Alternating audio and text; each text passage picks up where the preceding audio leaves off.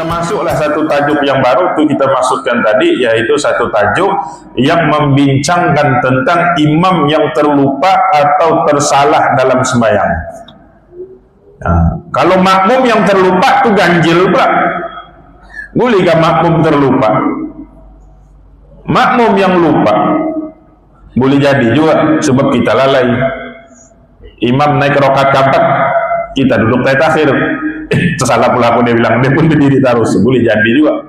Tapi itu tidak kayak kita bincangkan lah. Yang kita bincangkan nih dulu nih, sekarang nih, malam ini ialah bagaimana kita mau berhadapan pada situasi kalau imam itu terlupa ataupun tersalah dalam sembahyang dia. Terlupa itu boleh jadi, tersalah itu boleh jadi apa saja. Terlupa, mungkin terlupa rakaat, terlupa ruku, terlupa sujud, mungkin tersalah dalam bacaan dan sebagainya. Patutnya lepas takbiratul ihram baca Fatihah, imam dah baca Fatihah, angkat takbir Allahu Akbar, terus baca Yasin wal Qur'anil Hakim. Gimana nih Ustaz? Kita di belakang pun bingung. Kenapa imam kita baca Yasin dah baca Fatihah ini? Apa yang kita perlu buat? Nah, itu kita perlu tahu. Nah, jadi kalaulah imam itu tersalah ataupun tersilap di mana-mana perbuatan sembahyang, maka perkara asas yang kita kena paham dulu, sembahyang belum batal. Contoh imam terlebih rakaat atau imam terkurang rakaat, maka sembahyang kita tuh belum lagi dihukumkan batal. Sebab kenapa Ustaz? Sebab imam terlupa, tersilap, tersalah, maka dalam kurungan indah sengaja. Tapi kalau perbuatan itu sengaja, lain cerita lah. Memang kalau kita sembahyang sengaja kita 4 rakaat jadi 5, itu memang batal lah betul. Nah, tapi kita cerita ini sekarang ialah tidak sengaja, dan kita pula menghukumkan memanglah imam itu tidak sengaja. Nah, kan dia sengaja pula melebih-lebihkan rakaat, mengurang-ngurangkan rakaat. Mungkin memang dia tersilap, maka kita husnuzon, bersangka baik imam itu memang tersalah, tidak sengaja. Maka bila tidak sengaja, perkara asas dia sembahyang itu belum batal lagi. Itu asas dia. Kemudian asas dia yang kedua, bila imam itu salah, bila imam itu tersilap, sembahyang itu belum batal lagi. Apa tindakan makmum? Tindakan makmum dia tidak boleh ikut. Adakah dia kena mufaraqah? Jangan dulu. Nah, maksud dia tidak boleh ikut itu Ustaz. Apa dia? Dia tidak boleh ikut benda salah yang dibuat oleh imam itu. Bahkan wajib bagi makmum itu membuat benda yang betul. Nah, contoh imam terkurang rakaat, contohlah macam maghrib tadi, bukan lagi terkurang, terlebih lah. Contoh imam terlebih, rakaat yang ketiga duduk tahiyat akhir, patutnya duduk tahiyat akhir, imam dah duduk tahiyat akhir, tapi imam tertambah 1 rakaat. Allahu Akbar. Jadi apa tindakan makmum? Makmum tidak boleh ikut. Makmum kena duduk tahiyat akhir. Kalau makmum ikut Ustaz, otomatis makmum batal sembahyang. Imam tidak batal. Kenapa? Sebab dia lupa, dia tidak sengaja, dia tersilap. Makmum Ustaz batal lah. Kami ikut imam Ustaz, tidak boleh kita berdalil ikut imam. Kenapa? Yang dibolehkan oleh syarak untuk ikut imam itu hanyalah pada perkara yang dibenarkan oleh syarak saja, perbuatan sembahyang saja. Adapun perbuatan yang salah tidak boleh diikut. Nah, itu yang kita kena paham dah. Ini di mana-mana masjid imam terlebih rakaat, makmum ikut juga. Lepas itu baru bertanya, Ustaz, tadi kami sembahyang labi. Jadi kita ikut juga yang labi itu, ikut. Pak salah kok kodok sembahyang. Kodok lah sembahyang, siapa suruh? Kau sedar, kau tahu, kenapa ikut? Lainlah kalau cerita makmum pun dah tahu. Makmum jenis apa ini? Mengikut saja.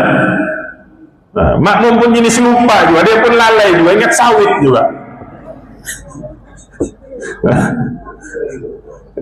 Ikut juga imam naik, Allahu Akbar, imam lupa, makmum pun lupa. Itu lain cerita, dimaaflah syarok. Tapi kebiasaannya memang kita ingat. Cuma bila kita ingat tuh dia jadi macam, mau ikut udah ikut, mau ikut udah ikut. Kalau udah ikut imam pula dia ini. Nah itu masalah tuh. Patutnya kita kena bertegas, imam tuh hanya boleh diikut bila dia buat betul. Bila dia buat salah, kita tidak boleh ikut. Kita kena duduk tahiyat akhir. Dan yang ketiga, bila kita duduk tahiyat akhir pada sembahyang maghrib tadi yang kita cerita, imam tersalah tertambah 1 rakaat, itu apa tindakan kita yang ketiga? Tindakan kita yang ketiga ialah menegur akan imam. Nah, dengan teguran apa? Dengan teguran subhanallah. Nah, bagi lelaki, bagi perempuan diam-diam saja, tidak payah menyibuk. Nah, ini babu pun sibuk juga bertepuk tangan di belakang, tidak payah lah bu.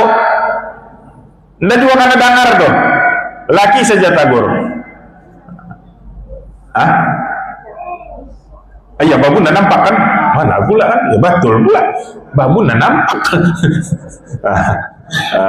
Betul.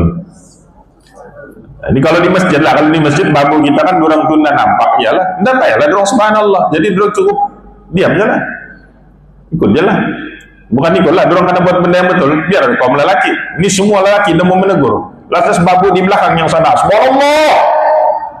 Boleh kan depan dia? Jawapan dia boleh. Nah, maka kalau bagi seorang makmum perempuan, kalau dia beranggapan dengan bertepuk tangan itu imamnya tidak boleh dengar, maka dia boleh mengucapkan subhanallah.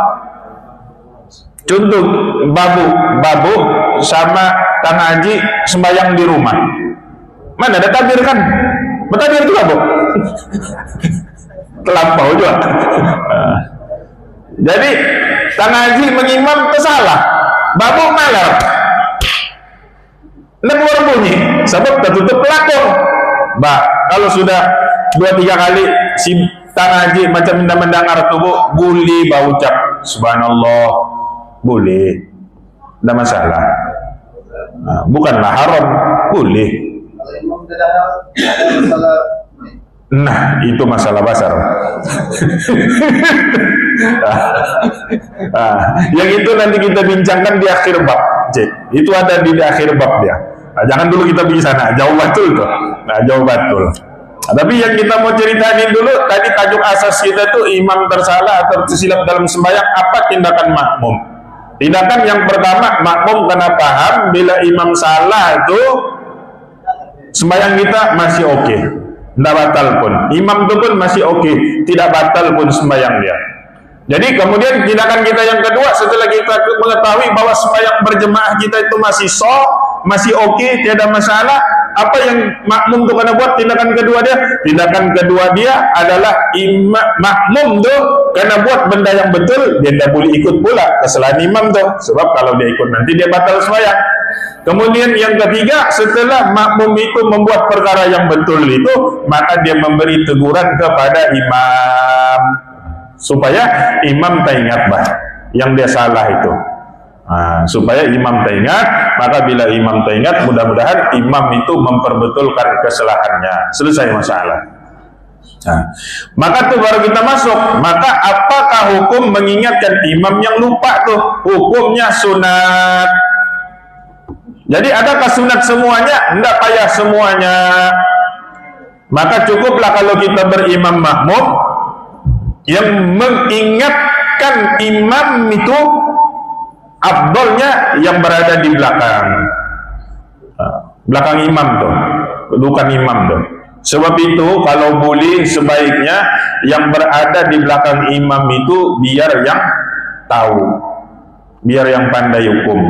Jangan taruh budak-budak di belakang imam. Nah, sebab kenapa biar yang tahu Ustaz? Sebab yang pertama, kalau imam salah dia boleh tagur. Kemudian kalau yang kedua, kalau imam terbatal, contoh imam terkantut, maka imam pun keluar, maka yang berada di belakang imam dia paham, dia tahu, maka dia boleh naik menggantikan imam.